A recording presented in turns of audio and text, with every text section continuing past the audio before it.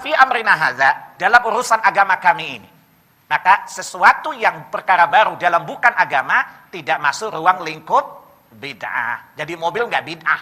Lagian Nabi nggak diutus untuk desain mobil keles. Paham ya? Ya. Jadi kalau antum mau cari mobil pergilah ke Astra. Ya, itu urusan dunia. Antum a'lamu bi umuri dunyakum.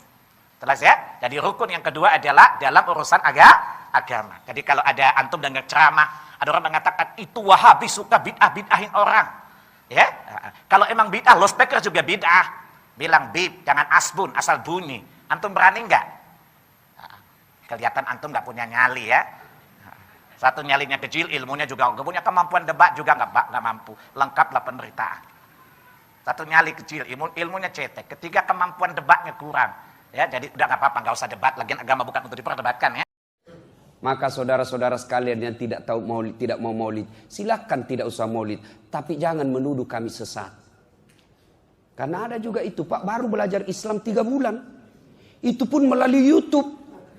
Baru 2 menit habis kuotanya. Nggak ngerti Islam setengah-setengah.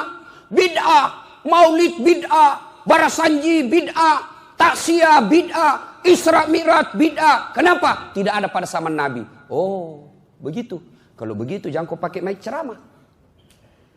Kenapa? Tidak ada mic pada zaman Nabi. Ceramah, saudara-saudara sekalian. Apa contohnya? Karena tidak ada mic pada zaman Nabi. Kalau begitu, jangan kau pakai zakat fitrah pakai beras. Kenapa? Nabi pakai zakat fitrah tidak pakai beras.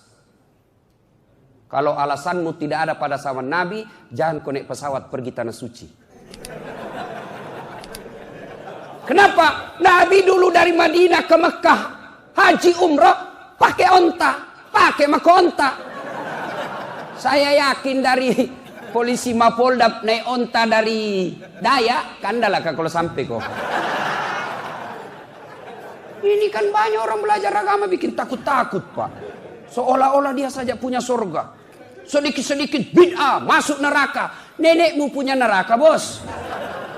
Kasih masuki juga surga, kan luas gitu surga. Biar seluruh dunia masuk, muat. Kalau kau tidak mau kami di tengah, biarlah kami di pinggir, teras-teras. Kau saja di tengah. Yang penting jangan kau kasih masuki neraka. Ada yang itu penceramah sangi neraka saja na cerita. Judul ceramahnya 140 kesalahan orang yang sholat. Banyak betul, rukunnya saja cuma 13. Bikin ceramah kesalahan-kesalahan orang yang berjamaah. Kenapa bukan judulnya kesalahan orang yang tidak berjamaah? Ini tuh bingung saya lihat ini. Tidak tahu belajar agama di mana. Jadi bapak yang tidak mau maulid silahkan. Tapi jangan katakan kami sesat. Ada bilang kenapa paling ada songkolo-songkolo begini? Inilah yang disebut Hasanah Bugis Makassar. Bapak pergi ke Betawi tidak ada begini. Bapak pergi ke Aceh, tidak ada begini. Apa ini? Beginilah cara kita, rasa gembira kita kepada Nabi. Kenapa pakai songkolo, ketan? Kenapa tidak pakai nasi? Dulu ulama kita mengajarkan, kau punya sifat seperti ketan. Apa sifat ketan? Merapatkan orang. Jangan seperti nasi, apalagi nasi pengantin. Susah ditangkap.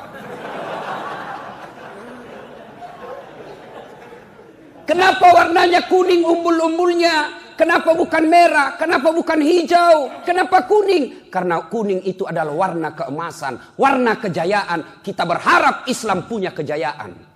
Itu dulu simbol-simbolnya. Jangan lagi bid'ah. Ini bilang maulid. Apa salahnya ini maulid? Apa salahnya? Coba dengar acara maulid ini isinya. Pembacaan ayat suci Al-Quran. Tolong saya tunjukkan ke mana ayat atau hadis yang melarang orang baca Quran. Yang kedua, di dalamnya ada ceramah. Tolong tunjukkan saya ayat yang melarang orang ceramah. Apalagi di dalamnya isinya, kita berkumpul. Andai bukan karena acara maulid, saya tidak ketemu dengan Kapolda, saya tidak ketemu dengan Wakapolda kita yang baru. Tapi dengan ada maulid, kita silaturahmi. Bapak yang lihat selama ini lihat saya hanya di YouTube dan Facebook, bisa lihat saya secara langsung. Oh, ternyata aslinya lebih gagah. Rukun bid'ah itu ada 3. Jadi satu perbuatan disebut bid'ah bila terpenuhi 3 prinsip ini. 3 unsur ini. Pertama, ihdath. perkara-perkara baru. Paham ya? Berdasarkan hadis Nabi, man ahdatsa, siapa yang mengada-ada perkara baru, maka itu rukun yang pertama. Kalau rukun yang pertama ini, maka semua perkara baru, baik dalam urusan agama maupun di luar agama, masuk kategori ini. Paham ya? Akan tetapi rukun yang kedua telah membatasi kemutlakan hadis tadi, perkataan tadi. Yang kedua apa? Dalam urusan agama saja. Yaitu fi amrina hadza, dalam urusan agama kami ini. Sehingga kalau ada orang mengatakan, kalau memang ini bid'ah, handphone juga bid'ah. Jawab, hei Ustaz, ngerti bahasa Arab nggak sih? Paham? Karena Nabi telah membatasi ruang lingkup bid'ah dalam urusan agama saja. Paham? Maka rukun yang kedua, supaya gampang dipahami ya. Jadi rukun yang pertama adalah ihdaats, perkara baru. Adapun sesuatu yang memiliki landasan syariat, sudah dicontoh, diperintahkan dalam Quran, diperintahkan oleh sunnah, dicontohkan, maka ini ada dasarnya, bukan ihdaats namanya. Paham ya? Kemudian yang kedua, fi amrina hadza, dalam urusan agama kami ini.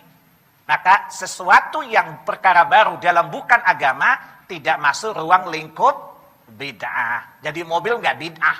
Lagian Nabi nggak diutus untuk desain mobil keles. Paham ya? Ya. Jadi kalau antum mau cari mobil, pergilah ke Astra. Ya, itu urusan dunia. Antum a'lamu bi umuri dunyakum. Jelas ya? Jadi rukun yang kedua adalah dalam urusan agama. Jadi kalau ada antum dengar ceramah, ada orang mengatakan itu Wahabi suka bid'ah-bid'ahin orang. Ya? Kalau emang bid'ah, loudspeaker juga bid'ah. Bilang bib, jangan asbun, asal bunyi. Antum berani enggak? Kelihatan antum enggak punya nyali ya. Satu nyalinya kecil, ilmunya juga enggak punya kemampuan debat juga enggak mampu. Lengkaplah penderitaan. Satu nyali kecil, ilmunya cetek. Ketiga kemampuan debatnya kurang. Ya, jadi udah enggak apa-apa, enggak usah debat. Lagian agama bukan untuk diperdebatkan ya. Yang penting antum paham aja dulu lah. Ya. Kemudian yang ketiga, ya, rukun yang ketiga apa? Yang tidak ada dasarnya dari syariat.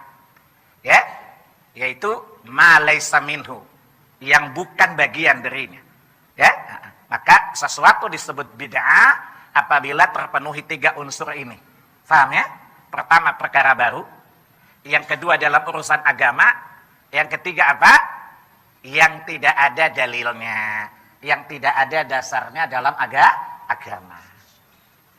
Bisa dipahami anak-anak? Jadi dipermudah saja pemahaman hadis tadi ya. Jadi kalau ditanya, kalau ditanya orang nanya antum nih, ini bid'ah enggak sih? Gitu. Kan kadang-kadang orang tuh alergi dengan kata bid'ah. Dan biasa aja ya. Yang mengatakan bid'ah itu siapa? Allah dan Rasulnya, Nabinya kan. Ya kalau antum menantang bid'ah kan nantang Nabi. Ya. Jadi kalau misalnya antum ditanya orang, misalnya saya ditanya orang nih, antum ditanya, maulid bid'ah enggak sih? Ini terus terang aja, nggak usah basa-basi yang sering diperdebatkan, bukan? Atau tinggal tanya, itu urusan agama atau dunia? Dia bilang urusan agama, itu satu rukun ya. Bagi kita akidah. Yang kedua, ada dalilnya enggak? Enggak ada sih, berarti ada dua rukun kan? Perkara baru atau lama? Baru ya bid'ah. Kira-kira rumusnya gampang kan? Paham nggak? Jadi itu cara mudah menimbang sesuatu bid'ah atau tidak. Paham ya? Kalau bapak disodorkan, ini bid'ah enggak sih? Biasa yang nanya kan sering marah ya. Tapi santai aja bro. Ya, karena kita tidak boleh ikut-ikutan marah. Jawab aja. Menurut antum itu urusan agama atau urusan dunia? Urusan agama. Ada dalilnya enggak? Enggak sih. Berarti perkara baru enggak dalam agama? Iya sih. Ya udah bid'ah. Bisa dipahami? Nah, cara neranginnya gampang saja. Ya?